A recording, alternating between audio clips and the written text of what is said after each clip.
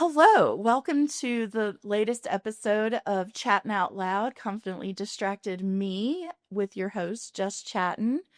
Today we have a special guest. Her name is Tara, and we are going to be talking about her journey. So, hi, Tara. Hi. How are you? Great, thanks. So you have an ordinary journey, of foster care, love, compassion, and some other things. Yes. And I think that's You did a really good job of some other things. Yeah. I love it.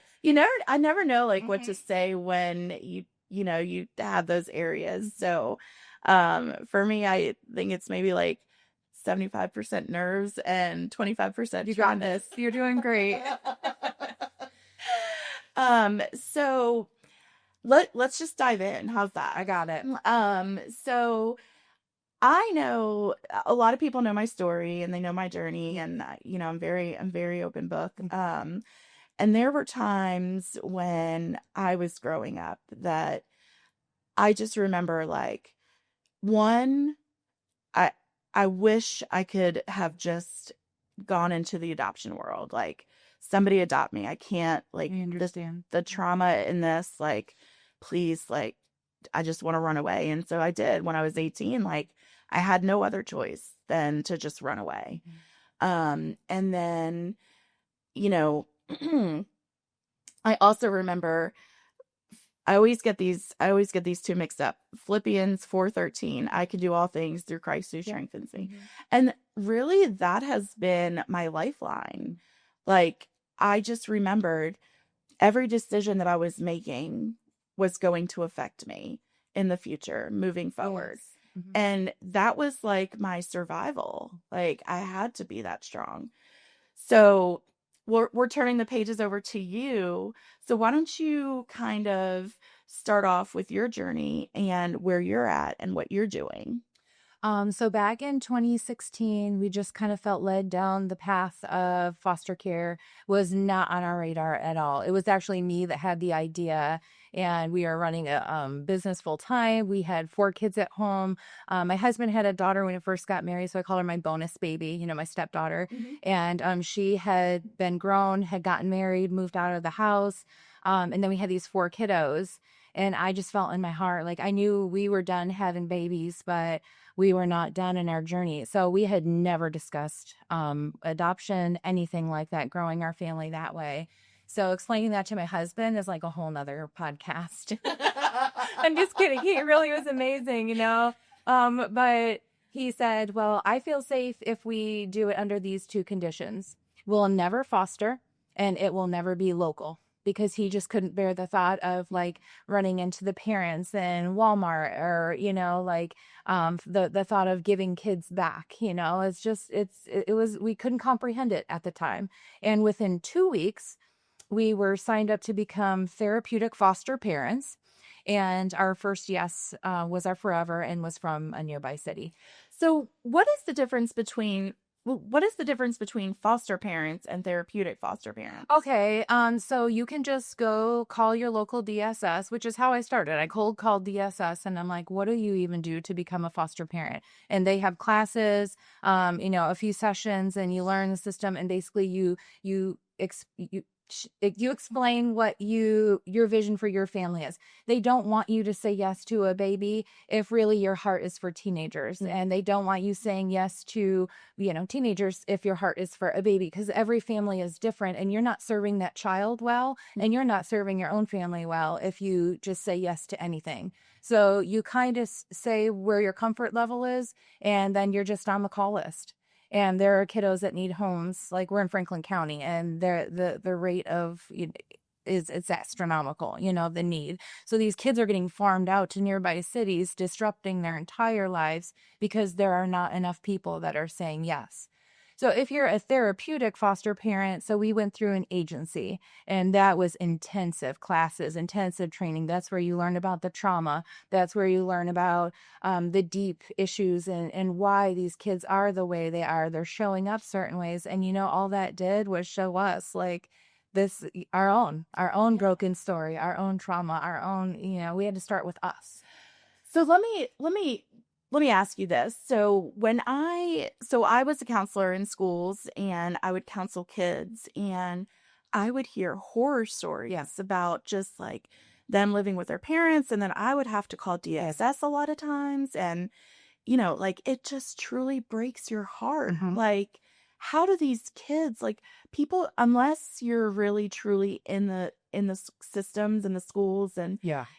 like have that understanding of what's going on. Like, I just remember having a child, and she would come crying to me at 7:30 in the morning when she got Hmm. to school, like, my mom made me pee and you use the bathroom in the coffee cup in the basement. Like, and that's not normal, Hmm. Correct. and, these kids live these traumatic events, Mhm. and even though I went through my own trauma, like, I didn't realize I was going through trauma in that moment. Right. Hmm. And so these kids, it's the same thing. Like, they don't know that it's trauma Yep. because they're It's just, normal to them. it's no, very normal. Hmm. So, yeah. So talk more about that, and how, that plays an effect on like how you start feeling about these kids and loving them more and deeply and more compassionate. Well, I truly believe that teachers are first responders, the ones who work in the school system. Mhm. It was because of a teacher, for our kiddos why the call was made, and it probably saved their lives. Mhm. And so I am forever grateful for that. We have the core belief that these are all God's children. And I know because I had 4 and 5 biological kids at home to care for before we invited more in. I wrestled with that. I was like, well, Lord, I don't even know how we're going to do this. What about, of course, people, well-meaning people, they're like, well, what about your other kids? And I'm like, well, I asked the Lord about it, and he was just like, Tara, these kids are not even your own. They're mine. They're mine. Mhm. And when you have that core belief that they are all his, do I have a responsibility for the ones he brought into my home? Absolutely. But if he calls us down on this journey, well, then whatever he brings on our way, he's going to use it. Mhm. We just have to be obedient and say yes. So with these kiddos, when they first came in, we got our little boy first, right? He was 4 years old. We didn't get his sister until a year later. And the journey that we went through, understanding his reality, and that's what it is. Like you said, it's normal to them, and respecting where he came from without, there can't be shame there. They're already carrying shame. They know something is terribly wrong. They have gone through the worst thing ever. The PTSD diagnosis comes sometimes from just being removed from their home. Mhm. Like that is just such a traumatic event. If you can imagine being removed from anything that you've ever known, whether it was right, wrong, or indifferent, that's all you ever knew. So Mhm. you take these kids out of that, that's trauma. Mhm. And so then as you're walking through it with them, well, there's things they're going to do that are going to get you triggered. And it's not about them. If you look at, have you ever heard them say, like, they're not giving you a hard time, they're having a hard time? Mhm. But when we internalize it and we make it about us, then it gets really confusing. Now, do we still have to take care of ourselves? Absolutely. I feel like we came in at the time they were just talking about secondary PTSD, and I wrestled with that so bad because I'm like, I don't even know that I believe in secondary PTSD. You're either in it or you're not, Yeah. And what they were trying to say is like when someone has gone through, and they're struggling with PTSD and you sit with them, it does affect you. That is true. What is also true is when you go through the trauma with them, you are directly affected by that, Mhm. and you can't ignore that. And I think we did a disservice to our foster parents, our adoptive parents, anyone who's gone through trauma to say, well, it was secondary because like it didn't actually happen to you. Well, yeah, when you bring them into your home, every one of my biological kids had instances, where no one's officially diagnosed with PTSD, where we know how to handle it. We're going through it. Everybody's working through healing, but it doesn't change the fact that we all were affected. So Mhm. you were affected, and this little girl came to you. Mhm. I don't believe in secondary PTSD. Yeah, no, it's like there's only PTSD and that's it. Yeah. Like, Hmm. there's it. it should never be. I think some people in this world tend to showed it off their shoulders, shrug it off their shoulders, like to make it not as important or not as, Yes. you know what I mean? Yeah, that's what we heard Yeah. for sure. That kind of brings a whole another level of trauma because you're not acknowledging that they've been through this trauma Correct. and you're just basically telling them that they're not worthy and they're, yeah. Yeah, from someone from trauma, you're going to hear that as instant rejection, and that doesn't serve anyone. No. Yeah, you're right. So, yeah. When you when you brought these kids in, what was that environment like? Mixing, coexisting together with your homegrown family and your new family. Got it. Well, to be clear, we sat our kids down. We had a really open relationship with them, and we were like, "You guys, this is where we feel like the direction of our family needs to go. We're not going until we're all in. So here is our idea. What are your questions? What are your concerns? How do you feel about it?" And every one of them, well, of course, Keela was just like 4 at the time, but Abby all the way up to 14, 15, 16. And they were like, "Mom and Dad, we trust you. Like, whatever you decide, like, we want to do this." They had seen enough, even in our training and even what we'd seen in the community, like, somebody's got to do something. And if we leave it to someone else, then no one's going to do it. And so they were on board. Now, when you actually bring a child in, so he was about to turn 5. Liam is our adopted son. And when he came in, so many things we just didn't know. We couldn't, you can't know, you just let them in. And truly you have to remember that the purpose of foster care is reunifying these kids with their family. The goal was reunification. We did everything we could to get him safe and healthy enough to get back to his family. And that's hard living in that space because I loved him like my own, whether he was lovable or not. We were going through this together.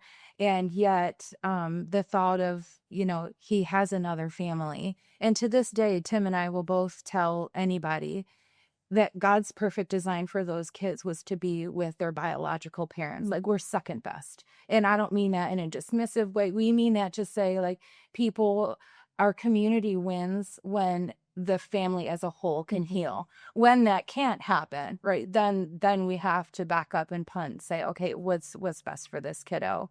And we had gone through so much with him at that point. That looked like we struggled with fear. We struggled with like learning how to talk to him. He didn't, the first weekend we thought, okay, well, we're just going to spend it as the family. So we took him over to the land across the road that we had. We'll have a fire and we'll have s'mores and just walk around and just let him go in the woods and just get some feelings out and just play with the kids and just be free to have space. Like he had just been removed from his home, like 24 hours before. Well, not quite, but that's another story for another day. Okay. Ask me some other time. So we just got him, right? He'd been through so much. And, here we're roasting these marshmallows and he'd never really seen it before. And he was like, "Samoe, like, what is this?" And he's like trying to figure out, and he was horrified at the stickiness and, like, well, come to find out his teeth were all rotted out. Like, we tried to give him ice cream and he just literally was like, "Nope, I don't want this anymore." But by the time we got to the dentist and we found the records and we kept him with the same one so she could work with him, like things you don't even think about. Like, no wonder he had built up this pain tolerance and they had to take teeth out. Like, there was like so many fillings. It was just like bottle rot, like his teeth were just so decayed. He didn't get the nutrients he needed. He didn't get the things that he needed while he was growing in those first years. And now, like, his teeth were literally breaking or they were hurting, and that they're abscessed and they were just catching, and they had to put him under for surgery. Like, nobody talks about this kind of stuff. And I'm like, someone's sitting there, it's me in the waiting room, like begging God to just, do what he needs to do with this boy who's already been through so much. So no wonder he didn't like ice cream. No wonder he didn't know what a s'more was, like he had never had that. And so when you take two different cultures and try to put them together, well, there's going to be some stories to be told. It's like like basing off of my story and just being that independent, Hmm. like structured, like trying to survive, like unless you're in this situation, like people don't realize Yeah. the simplicity of your everyday basic Yeah. needs. And I think we all take that for granted. It's true. And, like I remember counseling kids in school, and I was just like, do you ever just sit on your bed? And, they're like, I don't have a bed. Yes. And, or do you ever just like, listen with headphones or, and it's just like you take those things for granted Yes. and it makes you appreciate, like, I'm getting goosebumps, Hmm. like, just like remembering like all of these kids that go through these things. And they're just, like the trauma that they're going through Yeah. and just not even realizing or acknowledging yet. It's like man, I hope you live a better life as you get older and Hmm. you overcome and you triumph with this trauma Yeah. that you've endured. Yeah. I think the best thing that's happened to the community is the breakthrough science studies that we've had even the last few years, like learning about neuroplasticity, and how the brain can heal. It can rewire. I think we knew we could rewire, we can work on core beliefs and things like that. And as we have a place of safety, but the neuroplasticity really means that your brain can heal from what you went through. And I think that just screams like hope. There's hope for you. There's hope for me.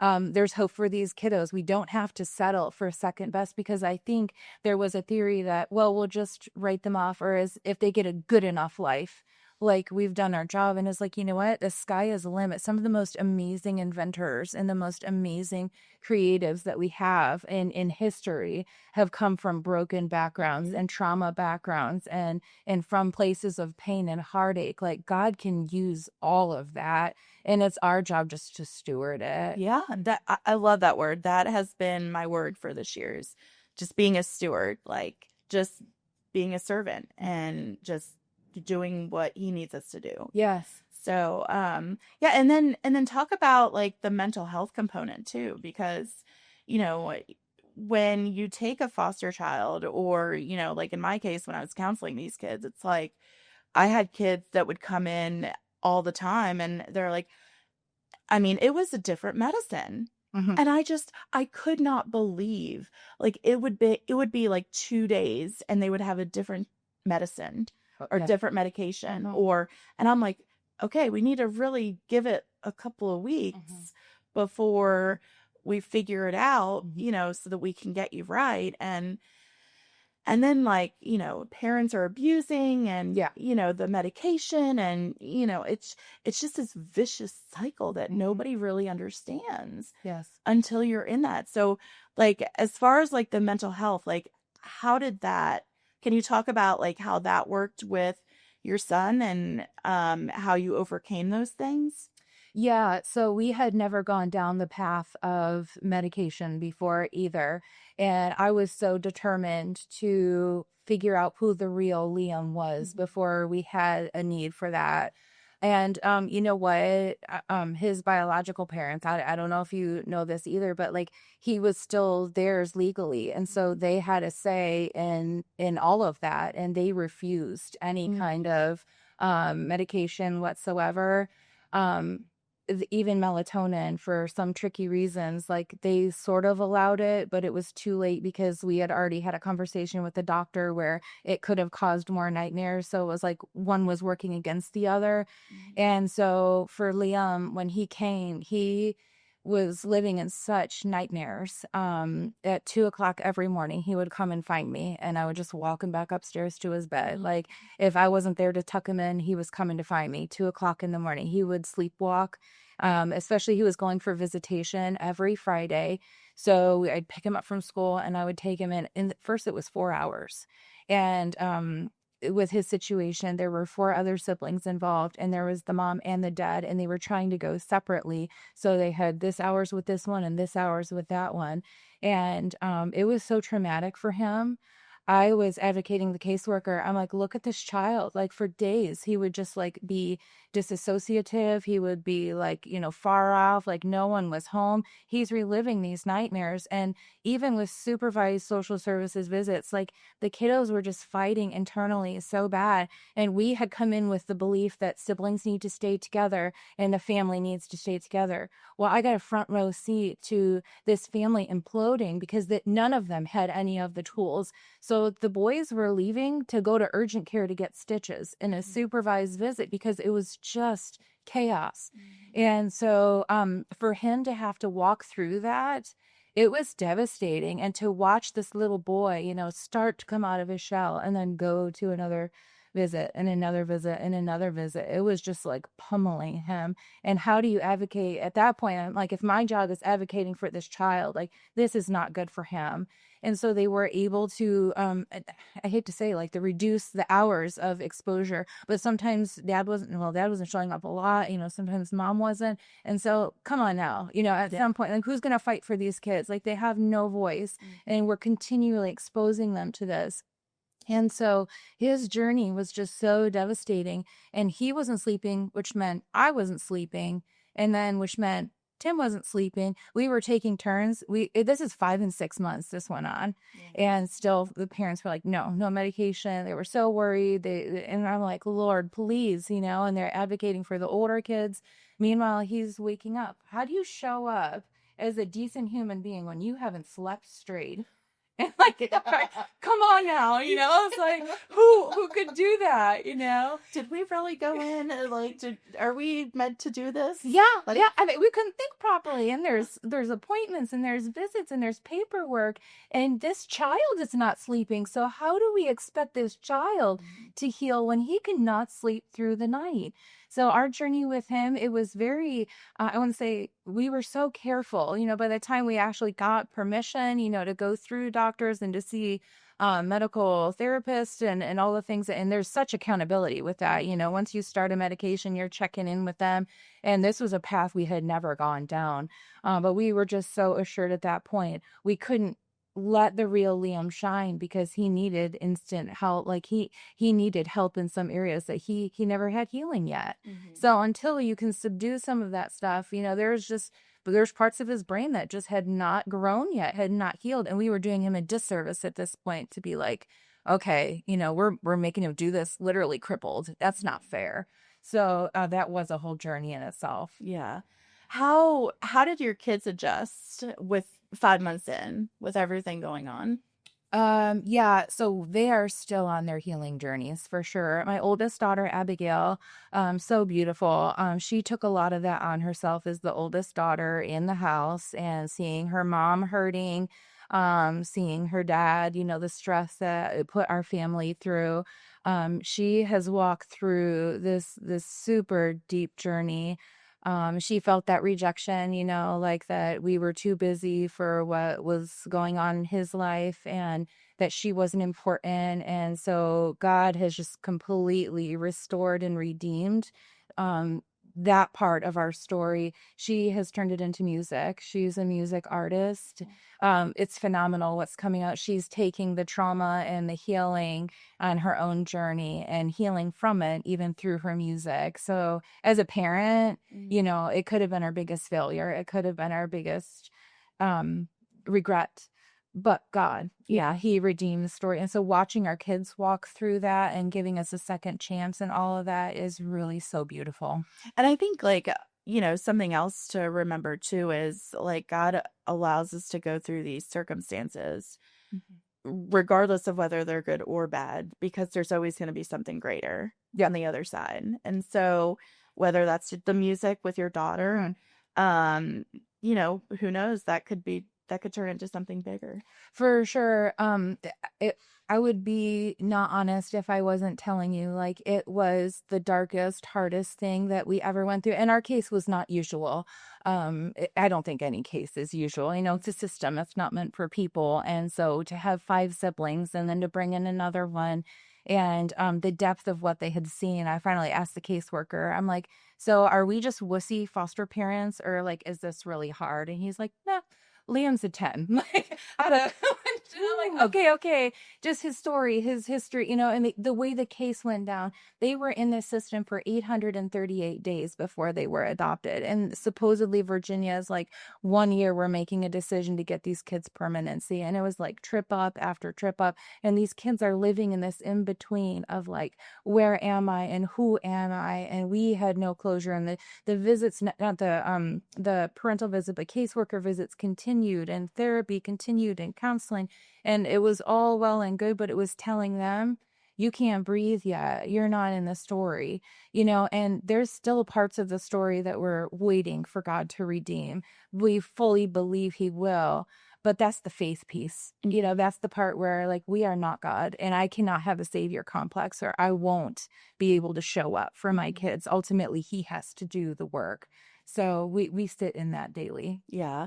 So how do you guys, how's Liam now? What's Liam now? Is he fully adopted? So he's fully yours? Yes. Okay. And what was that process like? Because, you know, I think I'm very ignorant when it comes to foster care. So, there are foster families that can make the decision to return a child. Yes. Yes. Okay. So, and I know that's in that itself, that's like huge rejection. When a foster family has to return a child or whatever. So how was that, like, when you guys made the decision? How was that for your family? And then how did that affect you guys moving forward? And how did that affect Liam? So we were still going through this, wounding process. We were living in it. It was so hard for so long. And don't forget, we brought his sister in too. Like, he had gotten to a good place that we were like, maybe we can manage this. Maybe we are the best fit for him. Because that's what you're asking as a foster parent, what is best for these kids forever?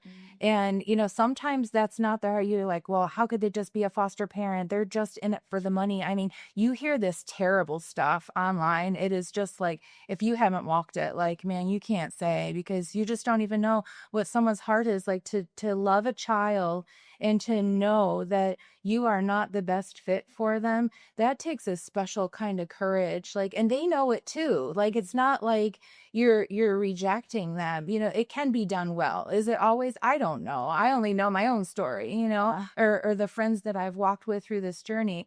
So for Liam, we took him in for whatever. We were like, Lord, you're going to have to do it. And we took him in fully believing the goal was to reunite him with his parents, or they try really hard to pair these kids with biological family. So several of the other kids did go to bio family. So they try really hard to keep the kids grounded in whatever history they can, if it's safe for them. And so when we knew his sister needed a forever, the original thought that I had in my mind was, I saw a little girl and I saw her brother. And so when we said yes to Liam, that was not on my radar. These were my forevers. But then it was like, okay, she needs a forever. And we had originally opened our home for two spots. So when we saw that he was healing and she was needing a forever home, we were like, okay, let's start visits. We started sleepovers. We started day trips. And we had known her, we got to go to Chuck E. Cheese for her 6th birthday, because the whole family was getting together, while she was still in the foster care system. So there's a process you can do, and you can insert yourself and you become family. You can have relationships with kids, whether the court papers say so or not. God transposes all of that, and he supersedes all of that. And if you're just willing to be somebody for someone, that's all that God requires of you. And so when she moved into our home, we were totally unprepared. It sent Liam spiraling, because the last time they had lived together in the same space, it was utter chaos. And they were that situation. Like, the kids were all sleeping on the top bunk together because they were trying to stay away from the mice and the rats. There was like full of cockroaches. So they're like trying to live away from that, the danger that they were living in. There was so much that was happening behind the scenes, and they knew it wasn't safe. They were that got invaded. His safe place got invaded, and we were totally unprepared for that. So they extended in-home therapy for another year. They extended play therapy for another year. They extended counseling for, I mean, it was just like the heaviness of what we had just said yes to. And I don't want to say there's no going back, Mm-hmm.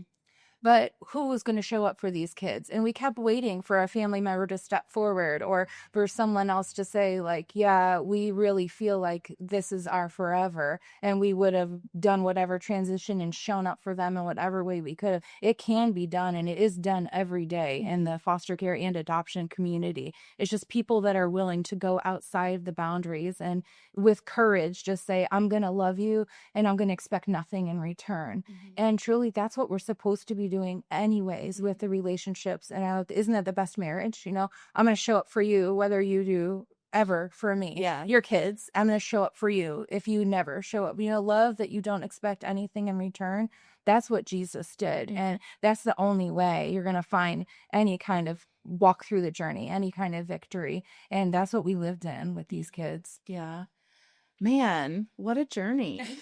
I didn't know we were going here today. So you just... I love it. Like it's, it's something that needs to be discussed because people don't know. It's true. And you think, for instance, like I didn't even realize halfway into one of my jobs where, I was supervising a house and I didn't realize that this was foster care, because like you just like I'm like, oh my gosh, like these are orphans. Like I did not realize that. And they had a house and, it's just one of those crazy things. And we have made a little bit of progress in the way, but there's still a lot of work to do. Sure. In the system for sure. A lot. Yeah. But we do have good people and good families like you that are able to step up and provide. So what is a good message that you would like for people to understand and, about foster care and the system and like the mental health and all that stuff and what it takes to just really want to be an advocate?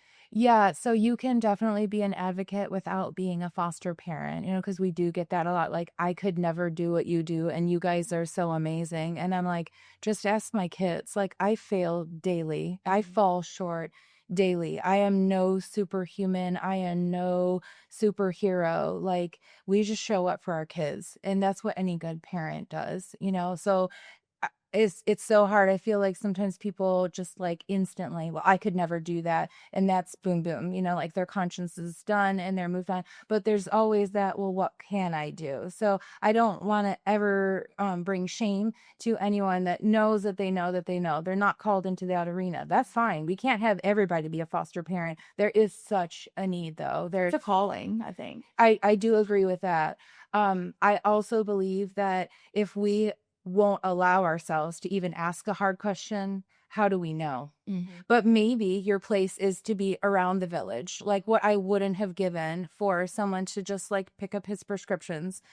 Could I not have to worry about dinner? All of a sudden we're cooking for 8 people, like our family grew. I know it might not sound like a lot from 6 to 8, but it was a huge transition. Every appointment, every visitation, every court case, everything that we were involved in, the paperwork. Could someone have loved on my biological kids during that time and just told them, like, you matter, let me take you? Like, living in trauma, when someone's raging and their emotions are just coming out because that's all they've ever known and that's all they've ever had, and all of a sudden your safe space is invaded, like your home where you have to sleep at night.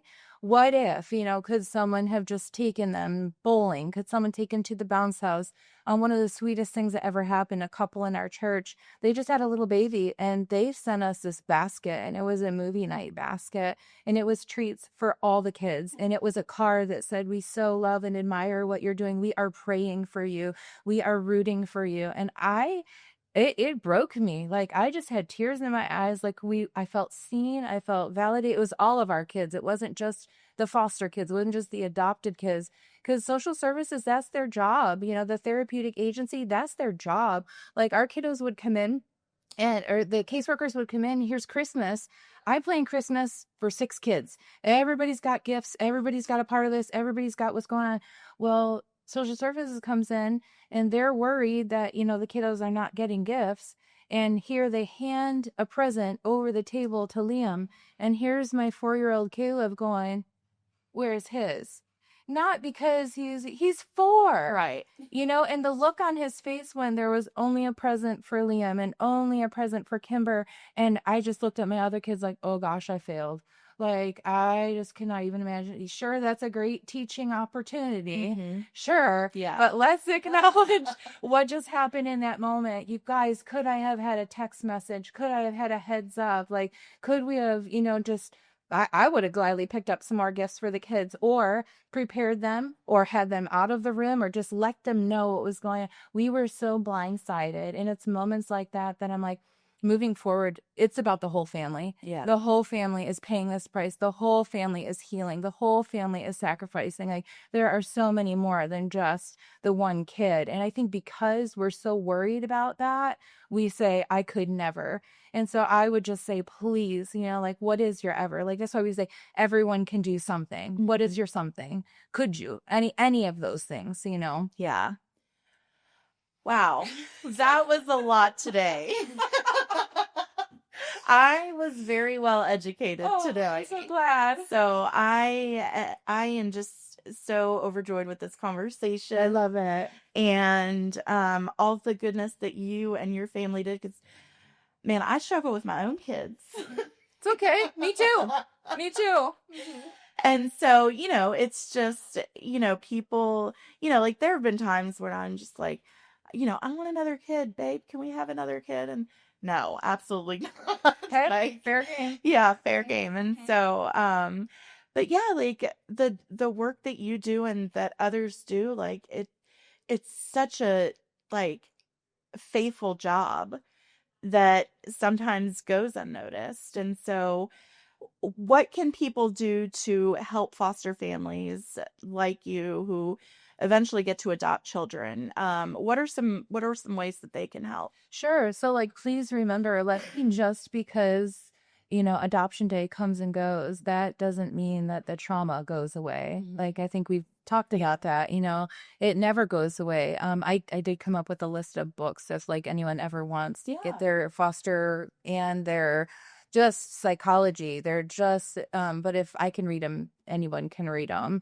To understand, like, it doesn't take a superhero. Like, we just work through our own stuff, and then we just show up for our kids. So if you have adoptive families in your life, like, send them a gift card for coffee. Like, ask them where it's so, like, when you're in it, it's like, how do you even say? And, like, if someone asked me today, like, what could I do for you, I'd be like, no, that's okay, we got it, everything's fine. But I mean, dinner is always a something, or get educated on trauma. I think this is my heart is like, if you could understand, like, they're just doing what has been shown them, or what their capabilities are. Aren't we all just doing the best that we can? Mm-hmm. And to meet them where they're at, like, that's the key, to say, like, where you're at, there's no shame. Where are we going from here? Mm-hmm. I'll walk with you. Yeah. And doing that, showing up for them, being available for them. I mean, it doesn't take much. A text message, I see you, I'm praying for you today. Like, what that does in the trajectory of your day, because you don't see the dark side, you don't see the raging, you don't see the struggles, but you don't have to know that they're there. Mm-hmm. And as simple as a text message, as simple as putting them on your prayer list, as sending for dinner. Those are just the things that come to top of my, not everyone can foster, but we need a village around people. Yes. to keep them going, to keep them to keep them together. Yeah. Well, Tara, I think we've come to the end of the podcast. I feel like this needs to be a to be continued. I love it. I would love that. But I want to thank you so much for your time and for your valuable story. Oh, thank you. And that is a wrap on Chattin' Out Loud. Thanks, guys.